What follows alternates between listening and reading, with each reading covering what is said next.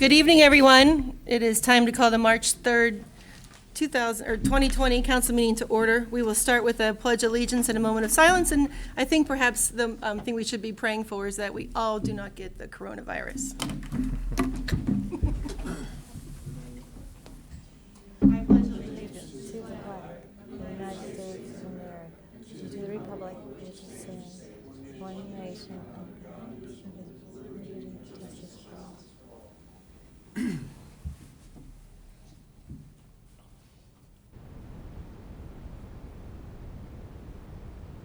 Thank you. All right. Jackie, can you call the roll, please? Yes. Mayor Velardo, Here? Vice Mayor Evans, Here. Ms. Russell, Here. Mr. Mitchell, Here. Mr. Redmond, Ms. Chamberlain, Here. Mr. Haskins. Here. You all should have the proceedings from the council meeting from February the 18th. Does anybody have any questions or comments? Is there a motion to adopt? So moved. Second. Mr. Mitchell, Yes. Ms. Chamberlain, Yes. Mr. Haskins. Yes. Mr. Redmond, Yes. Ms. Velardo, Yes. Ms. Evans, Yes. Ms. Russell. Yes. And we received the financial report from January at the last council meeting. Did anybody have any questions or concerns over that? Can I have a motion to adopt? So moved. Second. Ms. Evans, Yes. Mr. Mitchell, Yes. Ms. Velardo, Yes. Ms. Russell, Yes. Ms. Chamberlain, Yes. Mr. Redmond, Yes. Mr. Haskins. Yes. Thank you. Thank you. Okay, that takes us to public comments. Is there anybody in the audience that would like to address council? Come on up.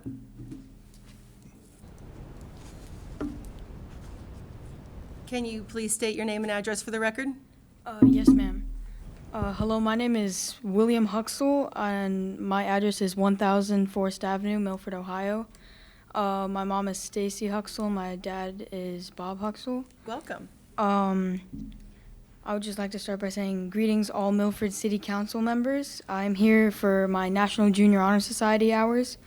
But I came to ask the question, how come we aren't putting a skate park in the village of Milford? I have no idea. I, for one, suspected that the reason is the stereotype of skateboarders is that they would be rebellious or like spray paint things. But a lot of my friends, we skateboard around the park. We skateboard around Milford together, and we just have a good time. We don't even, the thought never even came to us about making graffiti or other things of that nature. And that's all I wanted to say. I just wanted to ask why. Well, I'm sorry, I didn't catch your first name. William Huxell. William. Well, thank you, William, and welcome. That's a very good question. If you want to stay up there, we'll quickly address that. So for as long as I've been on council, we have actually talked about that. Lisa, that has come up before in certain conversations. My kids used to skateboard and longboard. I know Lisa's kids, Kim's kids, all of our kids did that. So I do understand that that's a desirable thing to have in our parks. One of the reasons it got kiboshed at a prior meeting a long time ago, probably over 10 years ago, there were a lot of liability concerns with kids getting hurt, concussions, that kind of thing. It wasn't just graffiti. And of course, location, where were we going to put it? So to quickly answer your question, and anybody else feel free to chime in, but that was one of the reasons it was shot down. When we were considering what elements of our parks to put in, that just did not make the top of the list. Do they still have the one in Miami Township? They just got rid of it. Yeah. It came to committee about a year and a half, 2 years ago with an East Milford resident. He wanted to build a big concrete park because it was safer than the other kind, and it was just the expense was huge because of the concrete. The amount of It was very concrete. expensive, yeah. That was part of the reason, too. Yeah.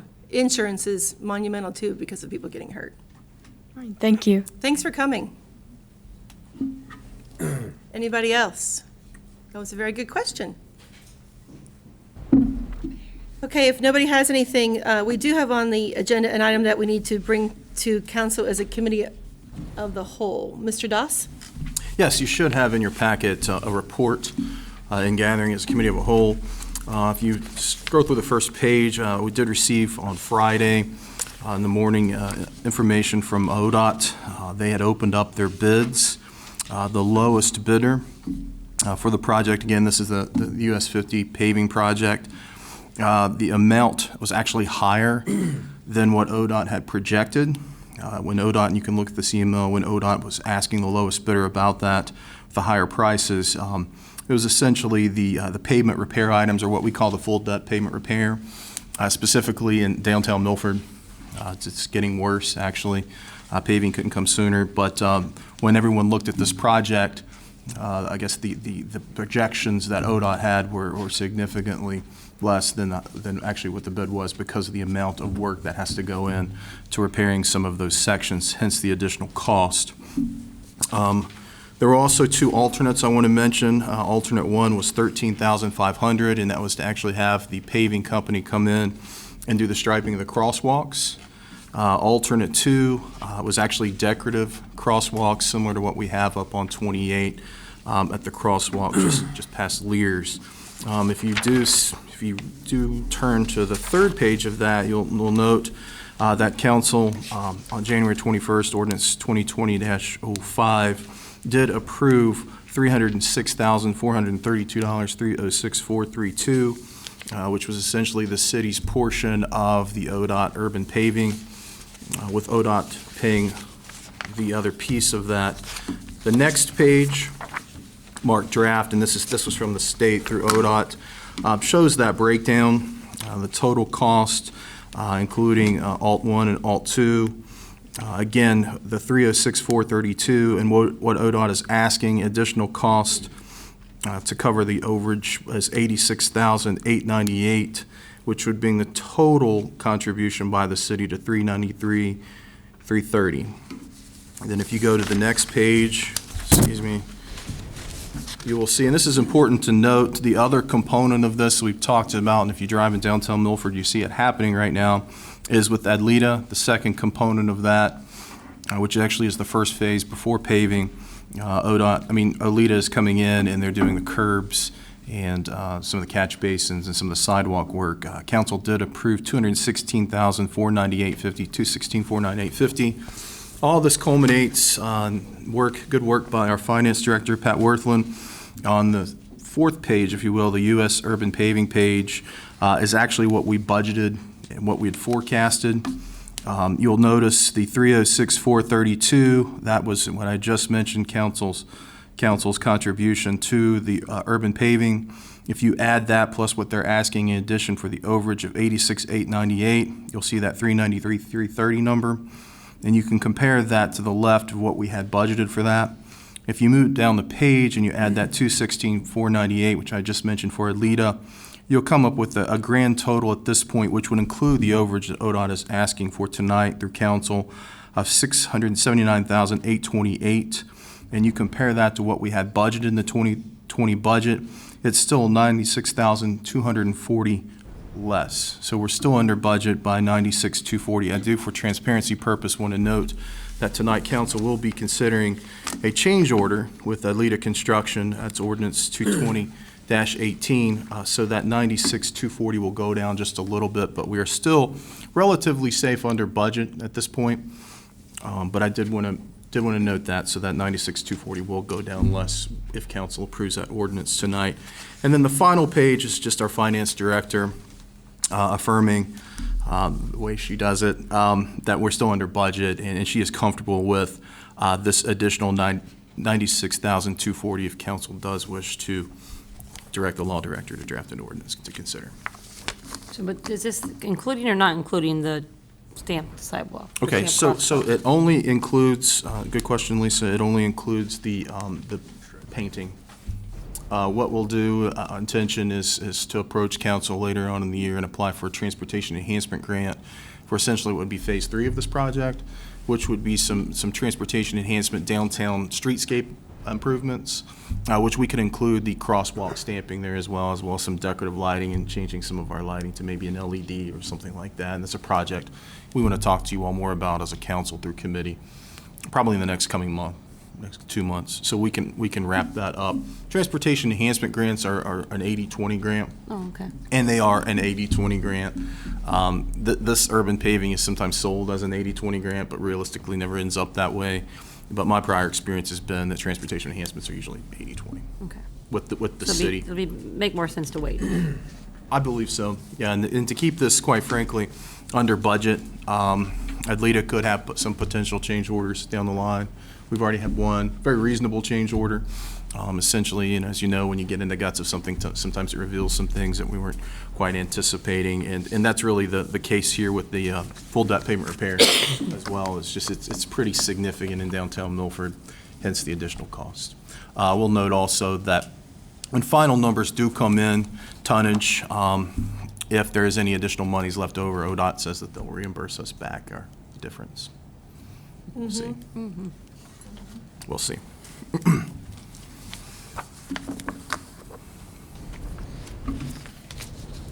Any other questions?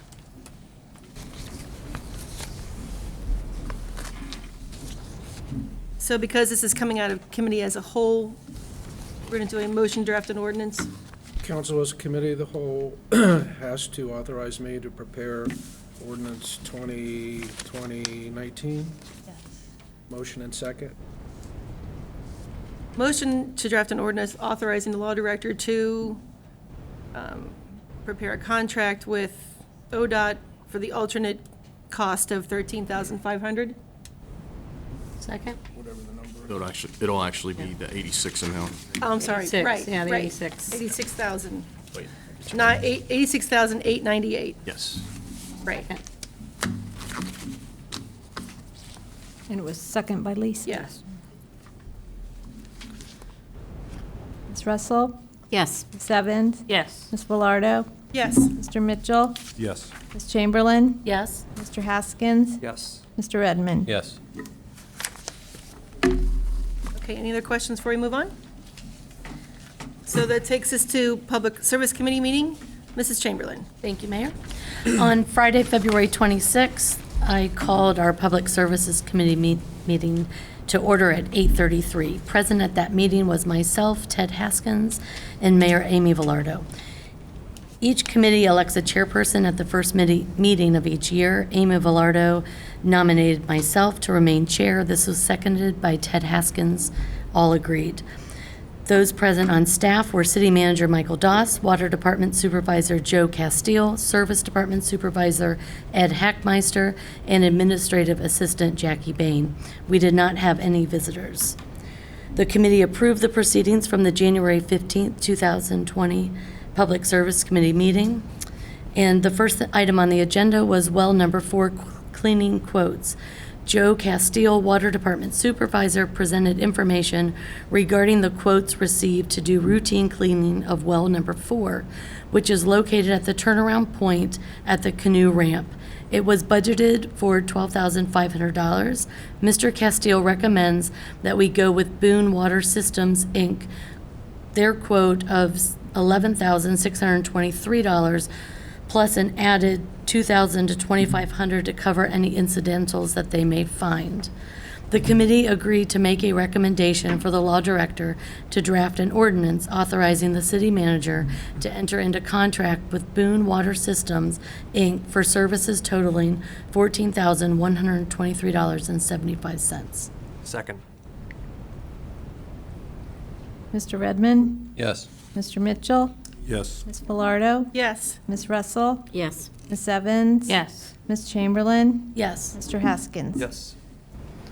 The next thing on the item was the Durapatch machine quote. Supervisor of the Service Department, Ed Hackmeister, informed the committee of a Durapatch machine to help the department repair to mainly fill potholes, alligator cracks, and crumbling parts in the road. This will help tremendously to save the roads, alleys, and the cemetery location. Back in 2013, we contracted a company to tar and chip all of our alleys, and the cost then was $91,612. This process is similar to a tar and chip process as well as asphalt. This machine can be purchased at this time for $66,258. After April 1st, there will be a price increase of over $3,000. He pointed out last year we did sell $20,000 worth of used equipment that could go towards this machine. Very little labor is required to use this machine, and it requires minimum maintenance. The committee agreed to make a recommendation for the law director to draft an ordinance authorizing the city manager to enter into a contract with Leader Machinery Company Limited, LTD, for the purchase of a Duraco Durapatcher in the amount of $66,258. Second. Ms. Russell? Yes. Ms. Evans? Yes. Mr. Redmond? Yes. Ms. Chamberlain? Yes. Mr. Haskins? Yes. Mr. Mitchell? Yes. Ms. Velardo? Yes. We then proceeded to talk about the Adlita change order. Mr. Doss said Adlita Construction had some concerns while they were out at the sites in relation to some of our curb and gutter work. Mr. Heckmeister has been working with Adlita and addressed that in the downtown area, they ran into some sidewalk and curb areas that were not included in the original contract. The areas are in bad shape and that the areas should be repaired at this time, along with some curb and gutter work located around the barber shop area. We are under budget on this project. The cost to do the repairs is $5,790. The committee recommended that the law director draft an ordinance authorizing a change order with Adlita Construction for additional work on US 50 in the amount of $5,790. Second. Ms. Evans? Yes. Mr. Redmond? Yes. Mr. Haskins? Yes. Mr. Mitchell? Yes. Ms. Velardo? Yes. Ms. Russell? Yes. Ms. Chamberlain? Yes. Amy Velardo was contacted by Mr. Hackworth in the Stone Ridge area. Ted Haskins will follow up with Chief Mills and Mr. Hackworth regarding possible parking signage in that area. I asked about a left arrow sign going into the Little Miami Brewing Company, a left turn only sign on the arm board and not only as a painted sign on the road. We also discussed if we have noticed any puddling in the South Milford area since we have cleaned out the catch basins and dry wells. Mr. Castile said they have not heard of any issues, but we have not had any substantial rains. Mr. Doss said that there will be a meeting today to discuss funding opportunities for major projects for 2020 and 2021 season. Tyler, Laurel, and South Milford are on the list to be discussed. I also asked about having stop for pedestrians in-street crossing signs placed in the middle of our crosswalk intersections at 4 locations, and to remove the other crosswalk yield signs currently posted for each direction of traffic. Mr. Hackmeister said that they can take down the current signs posted, which are not working effectively to notify of the crosswalk location. The current signs will be removed after the new signs in the street are in place. There being no additional business, I made a motion to adjourn the meeting at 8:55, and this was seconded by Mr. Haskins, and we all said yes. Thank you, Mrs. Chamberlain. Just a quick update. Ted, you and Chief Mills met out there? We did. At Stone Ridge? Yes. Would you like to talk about that? Sure. We kind of drove up and down the streets. We took a look at the intersection where the bus comes in every day. And after talking it over, I think Chief Mills made the recommendation to just leave things the way they are. There are plenty of no parking signs on most of the roads in that neighborhood. And if you're familiar with East Stone Ridge, as you come into the neighborhood and you kind of hit the pool entrance and you take a left, there's quite a few houses back there and they go down some pretty steep hills. Well, most kids, especially in grade school and inclement weather, their parents drive them up because the only place the bus stops is at that exact spot where the pool entrance is. So we kind of surmised that maybe that's what he was referring to, because there does get to be quite a bit of traffic, but it's only for maybe 10 minutes. Yeah, twice a day. So anyway, I think Chief Mills took a look and just kind of said, Okay. it'll be okay. Thank you for checking that out. Sure. All right, any other questions?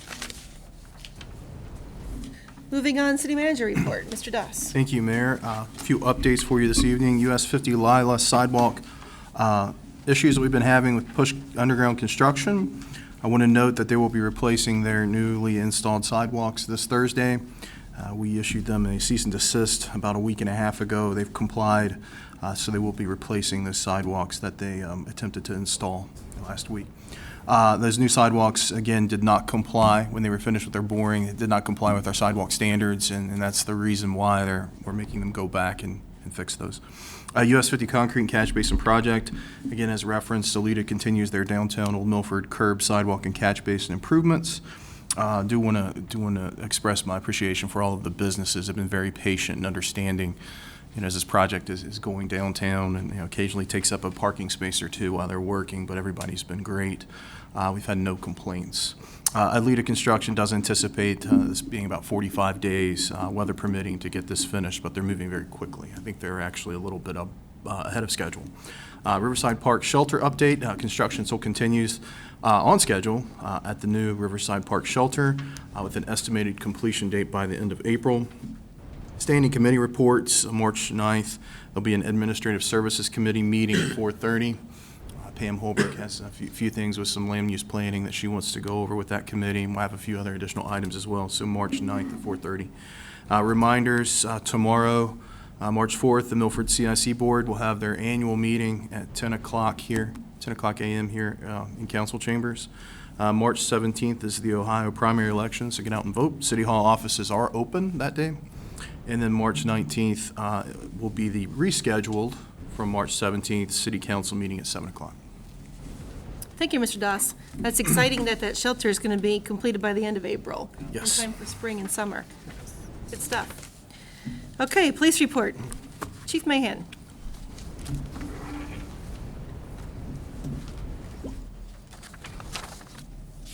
Hi, good evening.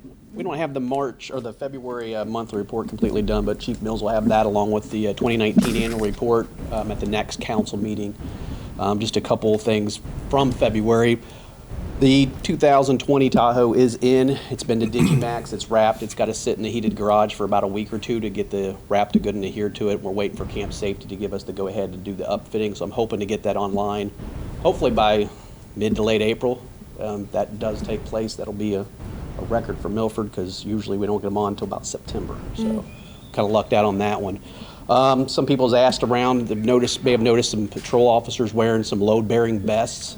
We're testing out the load-bearing vests. What we're doing is trying to get the weight. There's a lot of studies out there showing that the way the gun belt with the vest and so on and so forth is bad on the hips, lower back injuries, so on and so forth. We've done suspender systems in the past. We went ahead, Chief Mills and I discussed trying out a couple different companies. We've got 2 or 3 of them online. We ordered another one tonight. So you'll start seeing a few more of them to come out with hopes that we can qualify for a workers' comp grant and some other stuff for the 2021 budget to move forward. Again, the whole idea is to get everything but the gun and their taser off their waist. So that way the weight's being dispersed a little bit more around their shoulders and so on and so forth. So I had a couple of people ask me about it, noticing it's a little bit different. It still looks like a shirt, and everything else is kind of just put right around just above the waist. So you will start seeing a few more of them come out this year with hopes that we can replace everybody next year.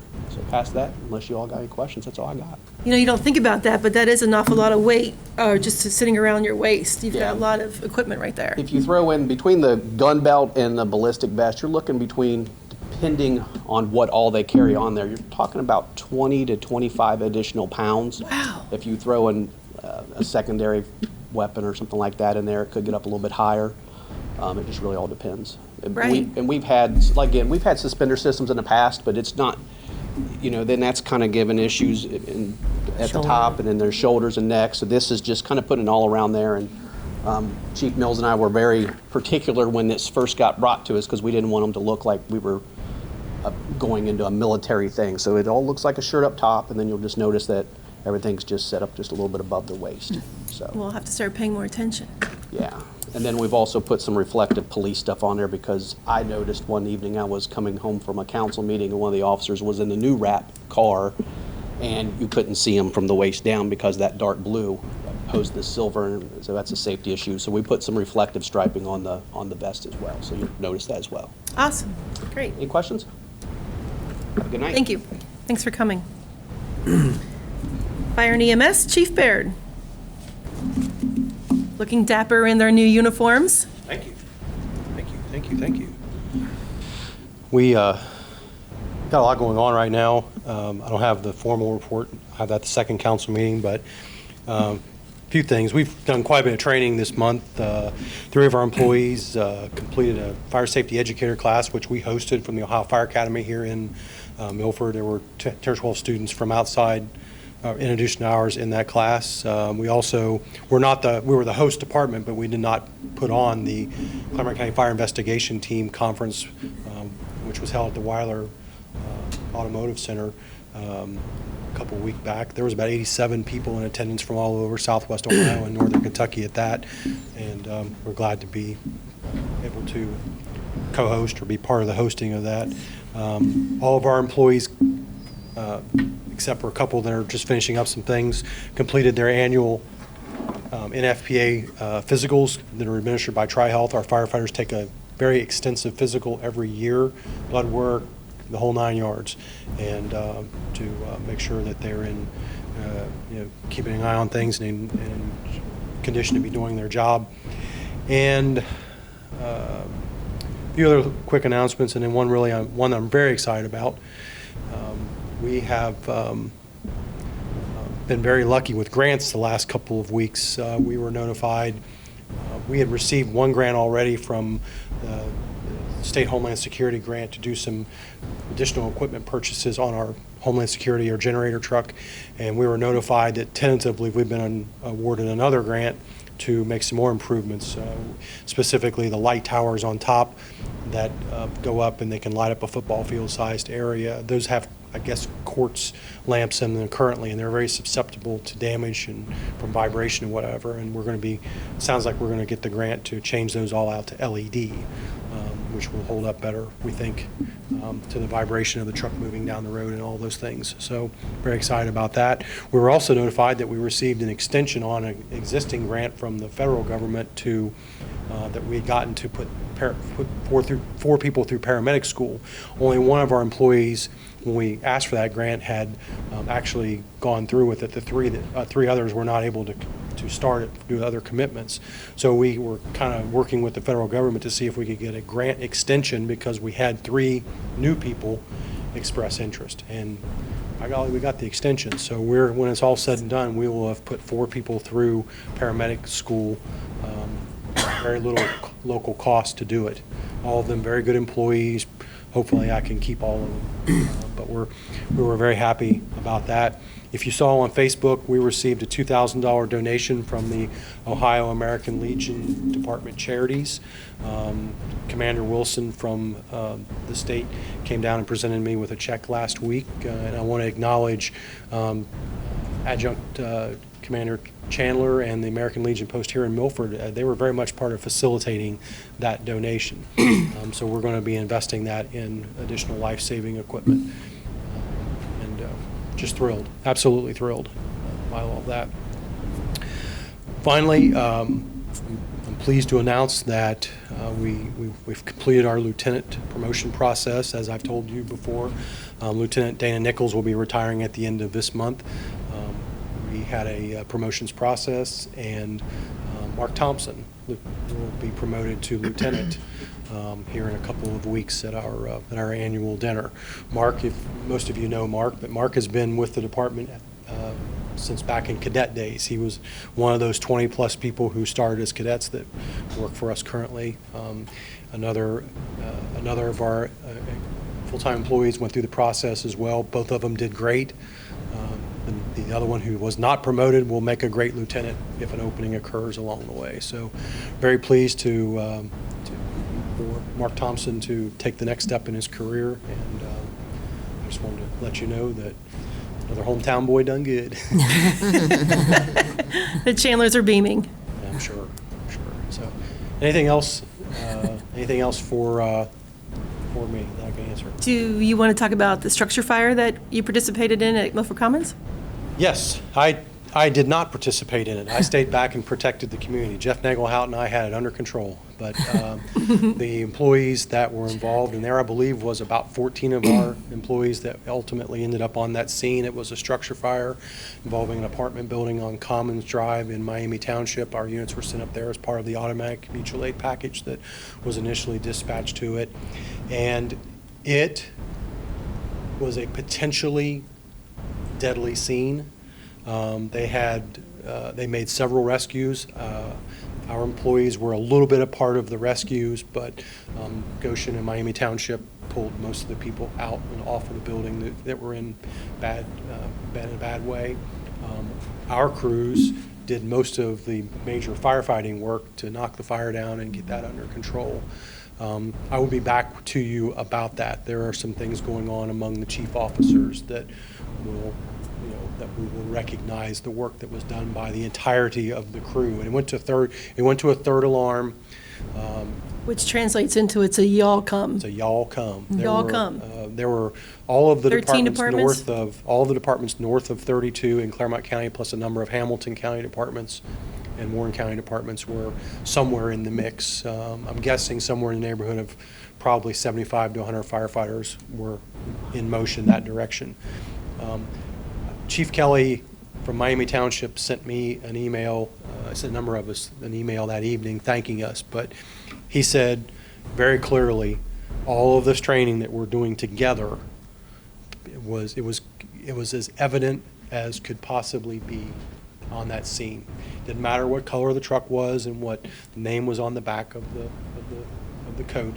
Training them together and using a common incident command system, Blue Card, that most of us have been through. It was just a well-run scene. It sounded great on the radio listening to it. But very dramatic, a very dramatic scene, and I'm pleased to say that all accounts, everybody performed well. They're going to have a post-incident action washdown sometime in early April where everybody's going to be invited that was a participant, or not a participant, to kind of talk through it. There's body cam video on from Miami Township Police that shows some just incredible feats that were performed. So, well, I think it goes back to basics too. What do you do in the event of a fire? You leave the doors shut. So in this case, where the fire originated, quickly spread because doors and windows were open. So once it had oxygen and air, it just exemplified and took off and became a much bigger fire than could have been if you have a fire, leave your door shut. Our Captain Nickel was one of the first outside officers on the scene from outside of Miami Township, and he was put in a very key position on the front side of the building where he was looking up in smoke and seeing people on balconies, and it was just very hectic scene very early on. But fortunately, when all said and done, a few minor injuries. The building is still standing. Could have been worse. Could have been a lot worse. Yeah. Anyway, I hope. Well, we are very proud of our department and you guys for handling that so well. So thank you for that. And Miami and Goshen were our department were kind of the first ones to arrive. And Miami did some incredible things. They really did. Goshen, not to take away from Goshen because they did too. Our guys were just happy to be part of a great scene there. So anyway, I hope that wasn't too much. No, that was awesome. Great work on that. Great work on your grandson. Congratulations to Mark Thompson. Thank you. Anything else? Thank you. Thank you. Thank you, Chief. Okay.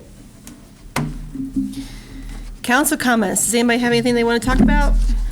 Anything coming up? Just a quick shout out to Mr. Huxell in the audience, because he actually on Sunday spent a couple hours cleaning all of our city parks and the cemetery and picked up trash and done some service hours doing that. That's awesome. Thank you. Thank you Very for nice. that. Thank you for doing that. And I think March 28th, Mr. Doss, is that the Easter extravaganza? I believe so. Jackie, is that Yes. Saturday? Yes. March 28th, Easter egg hunt. That's important. March 28th, Easter egg hunt. Extravaganza. Riverside Park. Riverside Park. What did I say? You didn't say Riverside. Riverside Park. Other thing is, that's going to show up on our Facebook feed is the city will be hosting the UC mammography unit again this year. It will be on site April the 1st from 1 to 4. You can get online and schedule your appointment for your mammography or mammogram. It is 3D. I strongly recommend that if you haven't already had your mammogram, ladies, that you sign up. I did it last year. You walk into the bus, you sign your name, you get your scan, you're out literally in 15 minutes. Super quick. Best 15 minutes of your life, potentially. I have something real quick. I spoke to a resident today, and it's just a good reminder for all of us as more pedestrian traffic is happening. She's real concerned about some of our crosswalks, and I invited her to come to tonight's meeting. She was unable to come, but she is going to come on the 19th. So as we're seeing more pedestrian traffic, please be careful of people crossing the streets, especially when we're turning left into those crosswalk areas. And so I told her I would remind people just to keep an eye out. Yeah. We're such a walkable community anyway, Absolutely. so it really needs to be on everybody's radar. Just slow down. That's one good thing about the construction. Everybody's going really slow right now because of the construction. And Ben's business is booming because everybody's going there for lunch, right, Ben? As long as they don't hit a gas line and shut the road down during lunch service, and then block the intersection so no one can get into the large parking lot. But otherwise, we're doing good. Whoops. Moving on. Okay, so if nobody has any other business, we will start with our ordinances and resolutions. Ordinance 2020-16. Thank you, Mayor. Ordinance 2020-16, an ordinance authorizing an agreement with Boone Water Systems, Inc. for the cleaning of well number 4. Now therefore be it ordained by the Council of the Municipality of Milford, Section 1. The Council of the City of Milford hereby authorizes the city manager to enter into an agreement with Boone Water Systems, Inc. for services to be rendered regarding the cleaning of well number 4 for the contract amount of $14,123.75. The terms and conditions of the agreement are incorporated herein pursuant to Section 12.03 of the Milford City Charter. Section 2, pursuant to and in accordance with Section 12.05 of the Milford City Charter, this ordinance shall become effective immediately upon its passage by City Council. Move to suspend the rules and read by title only. Second?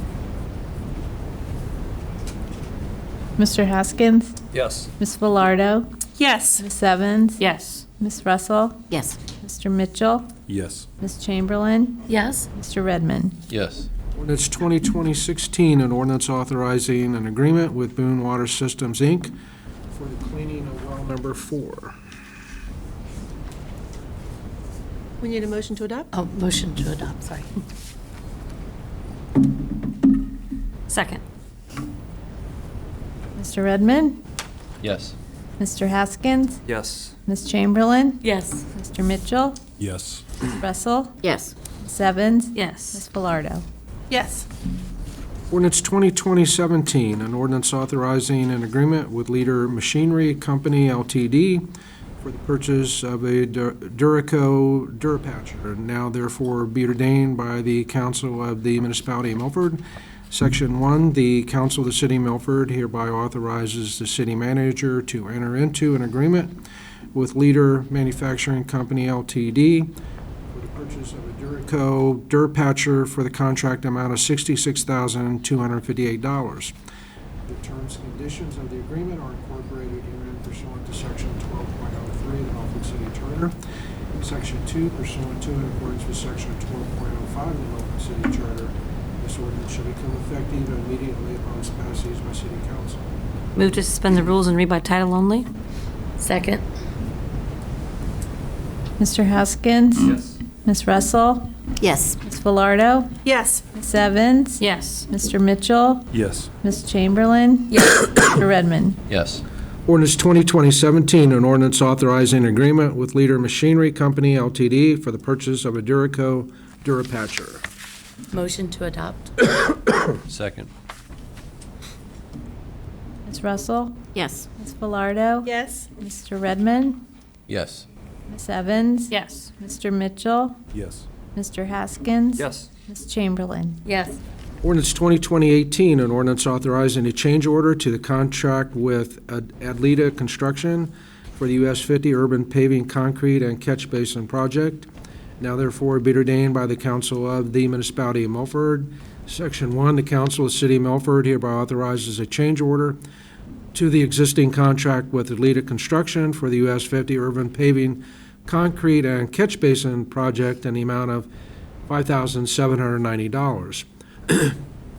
Section 2, pursuant to and in accordance with Section 12.05 of the Milford City Charter, this ordinance shall become effective immediately upon its passage by City Council. Move to suspend the rules and read by title only. Second?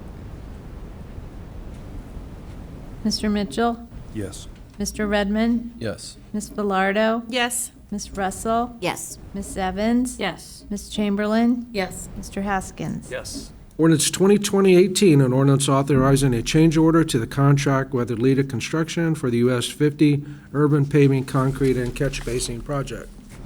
Motion to adopt. Second. Ms. Russell? Yes. Mr. Haskins? Yes. Ms. Velardo? Yes? Mr. Mitchell? Yes. Ms. Evans? Yes. Ms. Chamberlain? Yes. Mr. Redmond? Yes.